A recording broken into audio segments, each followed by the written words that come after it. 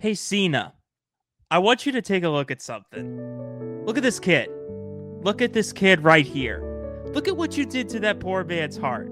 How dare you, John? How dare you break up with us? Welcome to WrestleMania of the podcast. I'm Dylan Shields. We talk Raw, SmackDown, wrestling news, and some fun top lists. With that being said, ring the bell.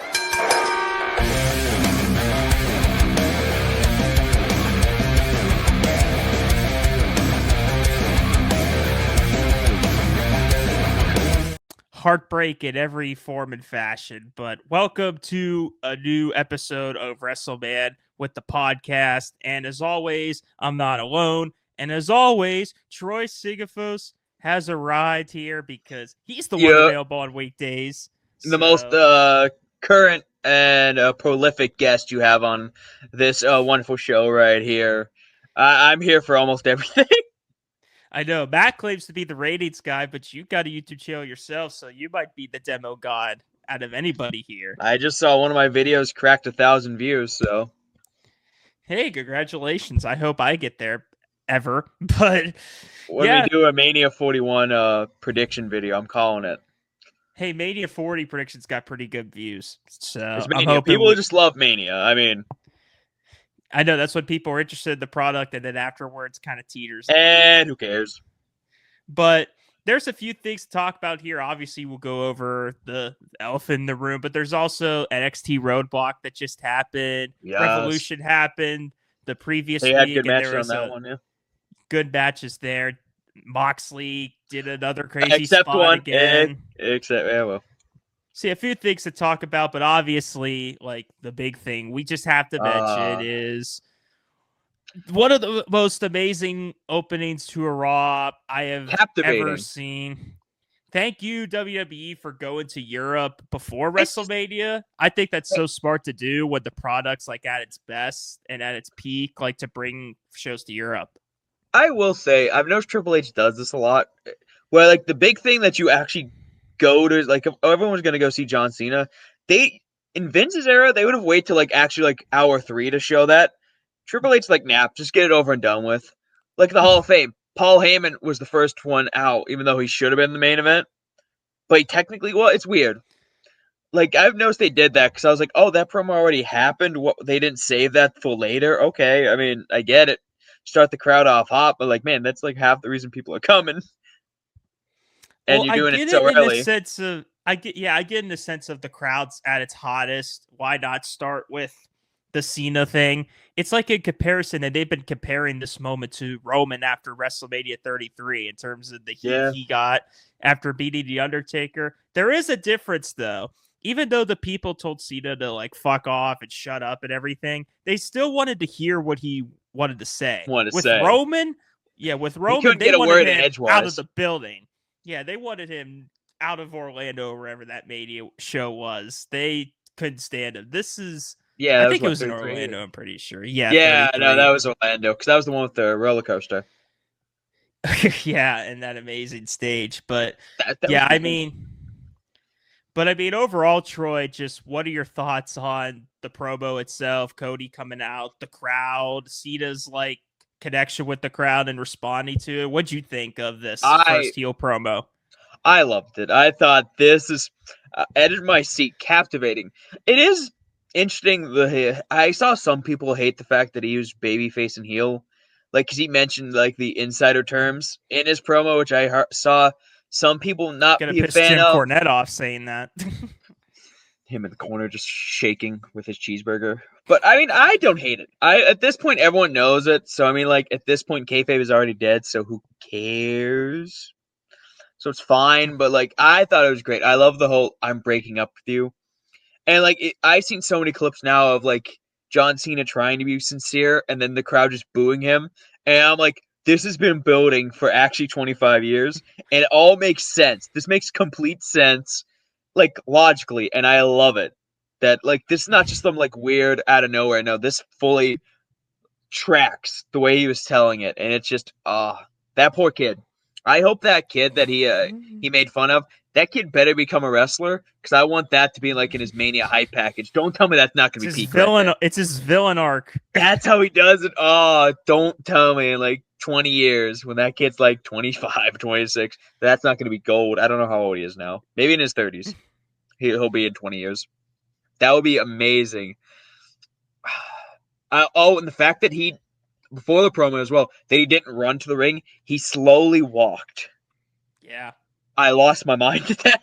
He just held his towel up and walked.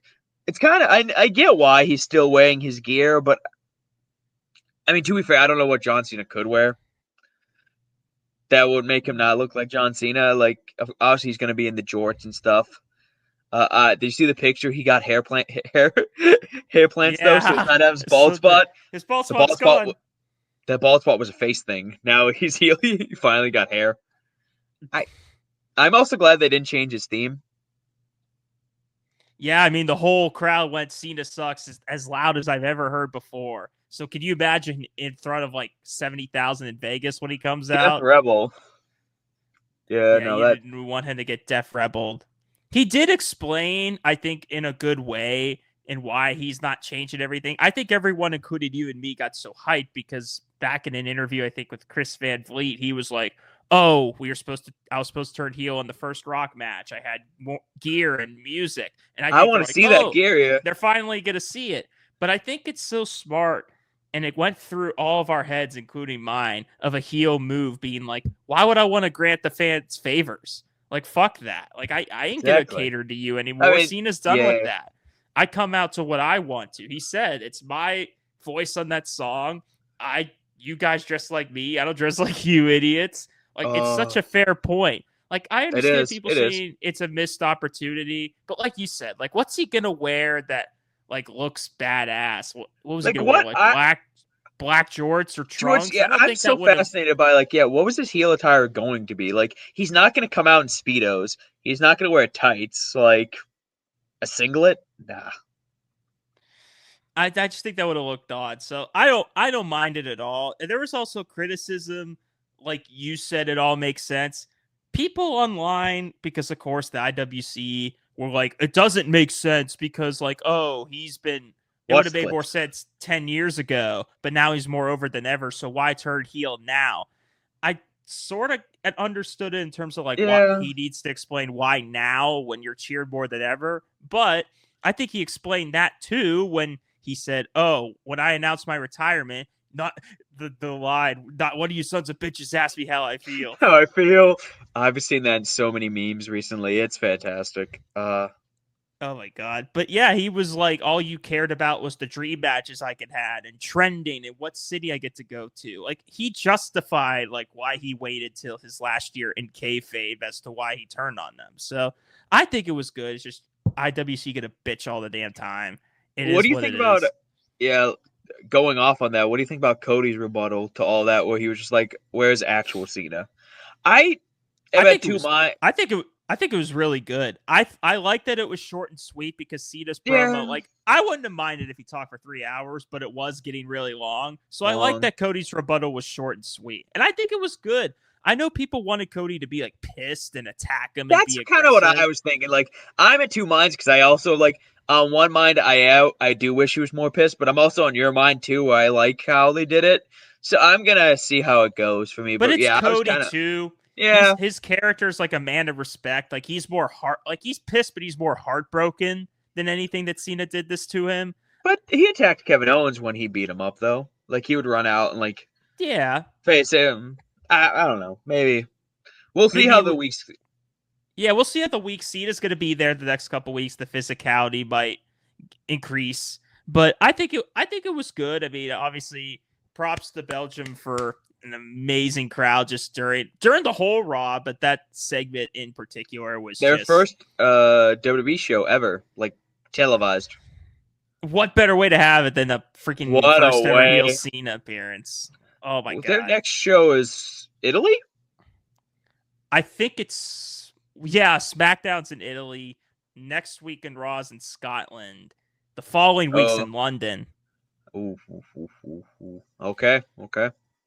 So, what do you think overall, Troy, about we explained about the Cody Cena story. What do you think should happen at Mania? And then when should we get maybe The Rock back involved in this? What are your overall thoughts on the feud between the two? I mean, it's still just cooking. We still have a few weeks. I mean, you have my money.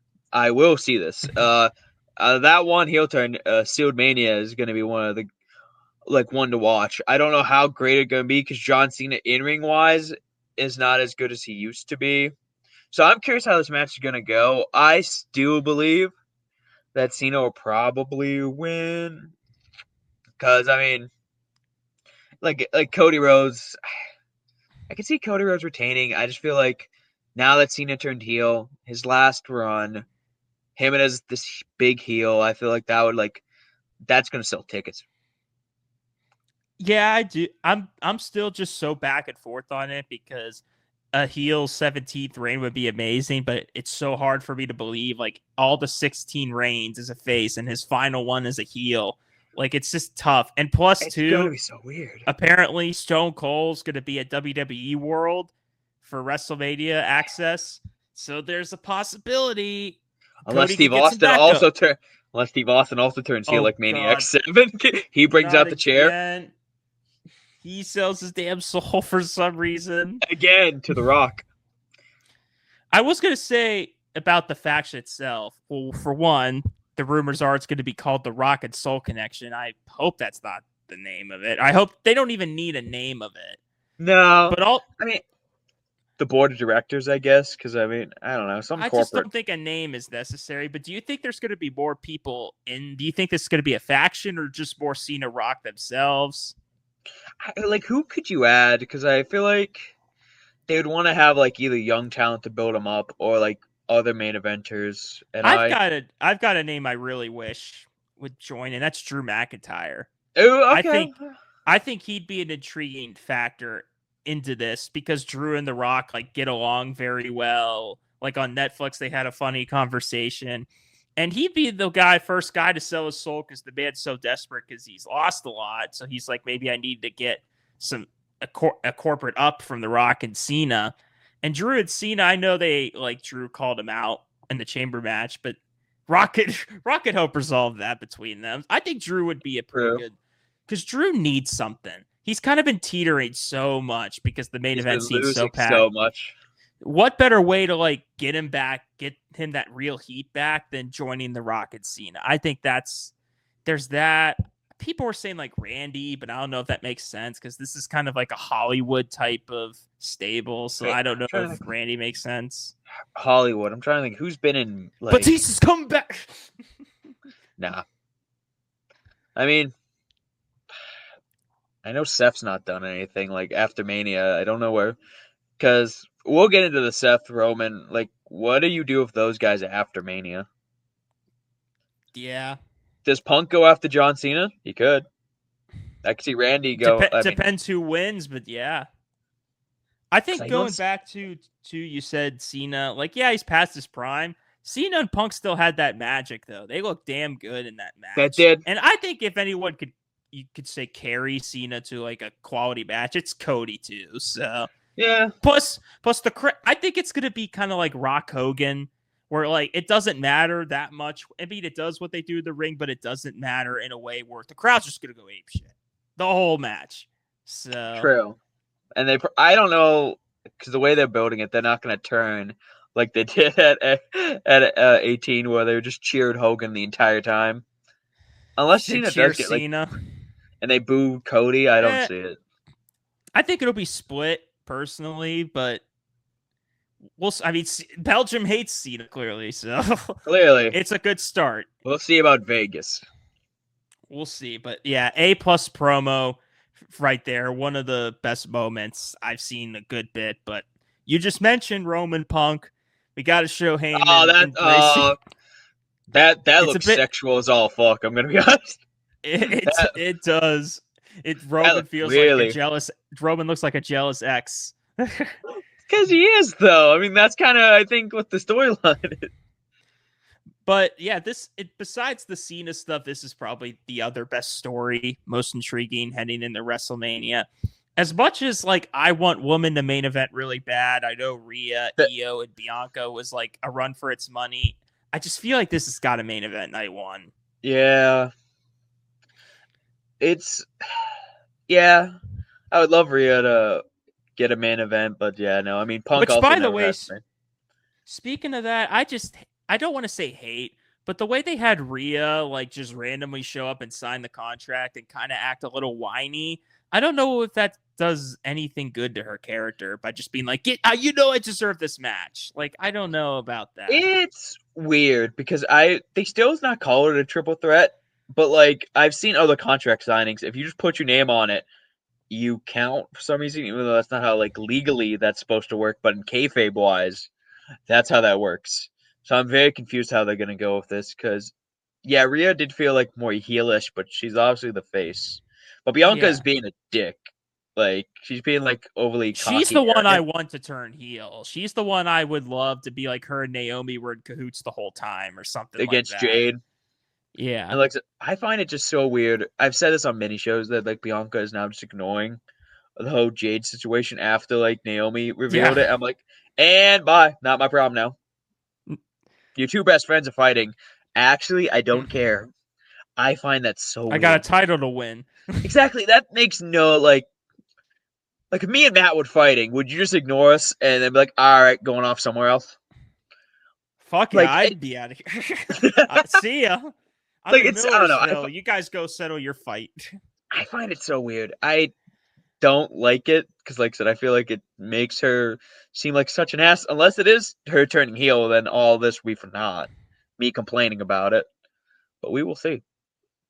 But going back to the Roman Punk set stuff, I think it's The again tangent after intriguing. tangent, yeah. It's just a matter of I find it weird. People are saying that maybe Heyman turns on Roman and goes with Punk. But after the Cena heel turn, I don't know if we're gonna really see any other like big time turns. And if Heyman like joins Punk, are they a heel now, or does Heyman just betray Roman for Punk, but they're still like baby Good faces? guy, I don't yeah. know. Because CM Punk still has not gotten that favor. Yeah, we don't know what the favor is. Like, what is that? And now like there's no chance of main eventing Mania for a title, so it's like he. It's also sad. Like I know Everyone's saying that it's like, oh, it could be Daniel Bryan at WrestleMania 30. Punk's like the winner of this triple threat match, or if I win, I go into the night 2 main event that type would be deal. weird. Oh, Punk, Cody, heel John Cena. Yeah, I don't know if I'd want to insert Punk into that, but Yeah, I it's don't just think you'd fit. speculation that I've heard. Yeah, I don't think that would fit. That sounds weird. But in terms of the match itself, I'm excited I as mean, it's gonna hell be a for it. banger. I mean, it's gonna be a banger. The history that they have too, Punk can bring up his history with the Shield, with Roman and Seth. Seth and Roman obviously got bad blood as always. People are even Always. saying, what if it's the ultimate twist and Heyman joins Seth? So Oh, that honestly, that would be something though. Could you imagine though? Like you said, I was like, Seth has nothing to do after Mania. That could be something. That could be something. give me this ultimate booking. Night 1, Heyman betrays everyone, Roman and Punk for Seth. Night 2, Seth screws Cody out of the title, and Seth's part of this new faction with Heyman. 10-year anniversary of Oh, Seth's God. cash in. God, that was 10 years Yes. ago. Does that not make you feel old? Oh, we're old. We're so We're old. old. We're old. God, that was a decade ago. I remember pirating that show to see that. Oh, the 'Cause I Vince ain't paying era. for That was shit. a good Mania. Vince would every now and then do something good for once, and that was one of them. And then fall off immediately because Seth Rollins' WWE title reign in that first one was horrendous. Yeah, All but right. I'm trying to think other Mania matches. Penta versus Braun is going to be delicious if it's just their single match or it's going to be that ladder match. I'm so curious because like Breaker's called out a bunch of other guys, but it seems like we're just focusing on Penta now. I don't know. I I'm still okay with want that. the ladder match, We all but I'd do. be okay with one-on-one too. So It's going to cook no matter what. Let's be honest. You know it's going to be delicious. yeah, U.S. title wise, I'm glad they got the belt off Nakamura. He did nothing with it. But I did hear it's because he was off TV because his brother passed away. So yeah. understandable. It's I just think bad me and Matt timing. talked about that a couple of weeks ago, but It's I just would bad think timing. you would think Fatu would be if the LA Knight's gonna fight one-on-one. Fatu would be the guy most Yeah. likely, and I think it would make sense. give him slowly build up Fatu, give him a mid card title, and see what he could do with it. I mean, at this point, he's got to break up with Solo soon because the crowd's just so into Fatu and I could think give at two this shits point, about Solo. the bloodline stuff is kind of, and it's been going on for almost 5 years. I feel like we're done. I mean, I don't want to say we're done, but the only intriguing stuff would be if It's Roman and Fatu. Rock ever or Fatu, and then if Roman and Rock ever encountered each other again. That's about it. That's about it. I don't give a shit about Solo. Did you ever give a shit about Solo? Well, he fell off hard because the dude just main evented SummerSlam last year, and now he's just kind of an afterthought. God. His fall is going to be written into history books. Yeah, the dude returned and attacked Cody, and nothing came out of it. Now he's losing to Strowman. Completely worthless. Yeah, but blessing in disguise for Cody. No disrespect to Solo, but turned out Thank God he got rid of that. Tiffany Charlotte, everyone's been saying it's been disappointing. They've kind of picked it up recently, though, with the attacks and the brawls on each other. I like that Charlotte's a heel again. They needed to go to that audible because she was just not going to get cheered over Tiffany. Out of the building. I'm trying to think. Yeah. I mean, the match is going to be good. Obviously, I still think Charlotte's going to win. I don't see you can't bet against Charlotte. And I don't know, maybe that's why I'm not looking forward too much because I just know Charlotte's just going to win. The inevitability. Yeah. The inevitability, but the forcefully, you know it's going to happen again. And then the tag titles, and Street Profits are now tag champions out of goddamn nowhere. That was weird. I know. Good for them, though. They haven't held them in years. I feel like we're probably going to get some multi-man thing for those titles. The Raw ones, I have no clue what the hell we're doing anymore. Off the card. Are the New Day finally gonna do something and compete for those and they capitalize off the heel heat?